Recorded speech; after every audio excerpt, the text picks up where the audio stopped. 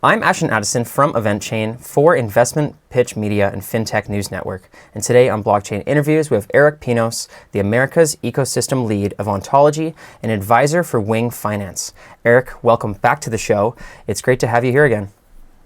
Thanks, Ashton. It's been a while. Like a few months. It has, and a lot has happened in the cryptocurrency space, especially in the DeFi space, has had explosive growth. And I really want to dive into Wing Finance's DeFi ecosystem. Really, since we spoke, the DeFi ecosystem has grown over 10x, and I think it's going to continue along that trend. And now Ontology has their new in-house platform, Wing Finance, which has been built on top of Ontology's technology using cross-chain DeFi, lending, and other decentralized finance functionality. This is very exciting stuff. Can you start by just explaining exactly what is Wing, how does it work, and how does it provide value? Sure. So Wing is a cross-chain credit-based DeFi lending platform. We are built on the Ontology network, and you can go to it like a website, wing.finance. And on it, you can lend out and borrow assets. So, how you would think about DeFi lending. And there's two main modes to the lending and borrowing components. So we have different pools that take on different rules for lending and borrowing. So the first pool, which is the flash pool, is your typical over-collateralized pool. So you can lock up a certain amount of an asset that you want. And the supported assets. So we support Ontology native assets like Wing, Ontology, Ontology Gas. We also support Ethereum assets. So we support DAI, USDT, WBTC, RenBTC, ETH itself, Uni. And the way that we support those is we use a project called the Poly Network to cross-chain transfer tokens from the Ethereum network over to the Ontology network. So it wraps the token. And then on the Ontology chain, you get that equivalent of that token in wrapped form. So you're able to lend those tokens out on the platform. And then, you over collateralize. So if you want, you can borrow from the platform by locking in an amount greater to the value of what you're borrowing. So that way I can margin trade. I can use tokens as leverage. I can use it to take out a loan and then pay back the loan at a future date. So, your typical DeFi lending, stuff. The second pool is the inclusive pool. And so the inclusive pool is using a credit-based system. So we're using a decentralized credit score to give users a rating. And then using that rating, users will be able to lower their collateral and, get better interest rates when doing these loans. Very interesting. And DeFi has really exploded this year. How long has the Ontology team been working on Wing Finance, and when exactly did you launch it? So Wing Finance was launched in September. It took about the summer to put together the plan for the product and the lending pools. OScore was, which is the name of the decentralized credit score. So that's built by Ontology, and that uses our OntID system, which is our decentralized identity solution. And so that's existed for a while. That's been like over a year of OntID existing. And throughout the past few years, we've been exploring and using OntID in different use cases, from supply chain to credentialing, like for academic credentials, for employment credentials, hospital records. We've been using it for copyright and for licenses. I think more recently, with the explosion of DeFi, it's a natural progression that you have a decentralized identity solution. Having a credit score would be one of the most interesting things to make decentralized and to use that identity solution for. So that's kind of what gave birth to OScore, which is our solution for that. And then also to the Wing platform, because, the first use case of a credit score is to use it for loans. Definitely. And now there's a lot of different DeFi projects that have been popping up, some better than others, some more credible. Wing seems to be in good company, being on top of the Ontology blockchain. Now, with Ontology's tech stack underlying Wing Finance, is there a competitive advantage? Some people aren't really familiar with the details of Ontology's protocol, but is there a competitive advantage or some unique properties that allow Wing to have better value because of Ontology's tech stack that it's partnered with? Well, I think first is the credit score that I mentioned. We're one of the first projects to have a live credit score that people can use to lower their collateral requirements. which is very useful for people that are trying to take out loans but don't already have they're not using the collateral requirements. Like when you think of taking a loan, normally you would think, oh, I need to borrow money that I don't have. But right now in DeFi, it's if I need to borrow $5,000 for something, I need to collateralize $10,000, which begs the question in most cases, like, I already have the 10,000. Why do I need to borrow money in that case? So that kind of limits the use cases to margin trading, leverage, like people that are locking the collateral. They don't want to sell their crypto to cause a taxable event, so they borrow against it instead. But what we're aiming to do is to, like real loans, like you use your credit score to prove your history, prove your trust, and you're able to borrow more money than you're locking as collateral. So now you actually have extra money that you can then go and use for like regular loan use cases.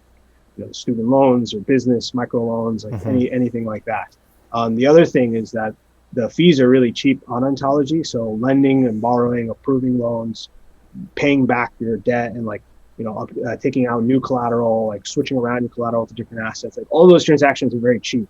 And for a lot of people that use small amounts, something I've noticed, and because this is for me, like using crypto and using all of the DeFi platforms. Not only over the summer when everything really picked up, but also like over the past few years or so that these platforms have been around, the gas fees are always really high. And if you're not dealing with large amounts of money, then the gas fees will quickly eat up any interest that you happen to earn. So, especially for smaller users dealing with smaller amounts, even just $5 on the Ontology platform, just even lending out $5, lending out $10, that interest rate, you will earn that interest and you will have that interest. It won't just be eaten up by all the gas prices. So that's another, I think, big benefit, especially for smaller DeFi users who plan on taking out smaller loans or plan to lend out smaller amounts. Definitely, and I think that's really one of the fundamental principles of decentralized finance is to have that inclusivity for the people that are underbanked and unbanked, and to be able to get microloans and start small, because everyone really needs to start somewhere, right? And I really like what Wing is doing with this inclusive pool while you're building a credit score in a decentralized finance way is something that obviously needs to be flushed out so that people don't have to take collateral and have twice as much money as they need to borrow, which seems ridiculous. And you mentioned the decentralized identity system. Can you just elaborate a little bit on how does the credit score get built from the get-go? Say you're a new person to the ecosystem and you're unbanked or you're underbanked and you want to take out a small loan. Does your credit score start at 0 and then it slowly builds up and that ties to your decentralized identity, or how does that work? So there's 3 elements that go into the initial phase of the O score. And I mean, that could change, right? That could be expanded upon, it could go to take into account more variables. But the first thing is some kind of identity verification. So that's either KYC or social media linking. So like binding your address to your Twitter account or your email or your phone number, or multiple. So like to have multiple points of identity, so that you have an identity on the chain. The other one is your crypto balances and your transaction history. So knowing it scans your balances and it knows how much balance you have. So by knowing how much assets you own, it can assess like, all right, your likelihood to be able to pay it back. Can you afford to take out this much of a loan? So it's pretty much, it is kind of how traditional credit scoring systems work. The last one is your behavior on these platforms. So how many times have you been liquidated in the past, right? Using the traditional version of the DeFi platform. How risky have you been with, are you loaning up to 80% of your collateral? Are you trying to push it to like 99% where you're like at risk of being liquidated at any given moment, right? So it's taking, how degen have you been in DeFi over the past few months? Which is, I think, is a good way to build a score, because that encourages people to use the DeFi platforms, the collateralization aspect of it, right? Like in its current state. It's also interesting because it could be used to incentivize loyalty, which is, I think, something that these DeFi platforms need. Because I think there's been, right now, there's a lot of yield farming. There's a lot of people hopping back and forth to whichever platform is going to give them like the highest rate, which I think is good from a competitive perspective. Like these platforms need to keep competing to to offer better services and offer higher quality services than the other ones. But I think that there's also like a very big problem now that it's almost like mercenaries just going back and forth between different platforms. Like, okay, which one is gonna pay me the most? Which one is subsidizing me the most in the token? Which one has yield farming? Which one has airdrops? Which one has all this stuff? Which is not a sustainable way to build a community. So by encouraging people to stick with few platforms, right, to use them for a long time, it's kind of like I guess it is more and more like how regular credit scores work, right? It's like the more credit cards you have open, the more you use your card, the more you're rewarded, because it shows that you're not just opening them up and then just not using them. It's like you're being an active participant in the ecosystem. And I think that people get really scared when they hear like, oh, identity on the blockchain or credit scores on the blockchain. And I think that part of the reason is because, credit scores as we know them now are a very centralized thing that are very outside of our control. Like they're a number that's chosen for us. We don't really understand how, and we also don't really have any control for it, except for trying to be on good behavior to hopefully have them update the number for us. So, people say like, oh, we shouldn't bring that kind of thing to the blockchain because it's a very scary thing. But I think that it being that, because people are so scared of it, that's exactly why it's something that needs to be decentralized. That's something that this technology needs to disrupt. And I think it's primed for that disruption. Yeah, I completely agree. And that fear is because there's something not right there. And with this new inclusive pool and experimenting with these new types of credit scores, I think that's a step in the right direction. And I just want to step back for a second. And you were talking about having ontologies, coins, Wing, Ontology gas, but also the Ethereum blockchain, tying that together to be able to use all those assets on the platform.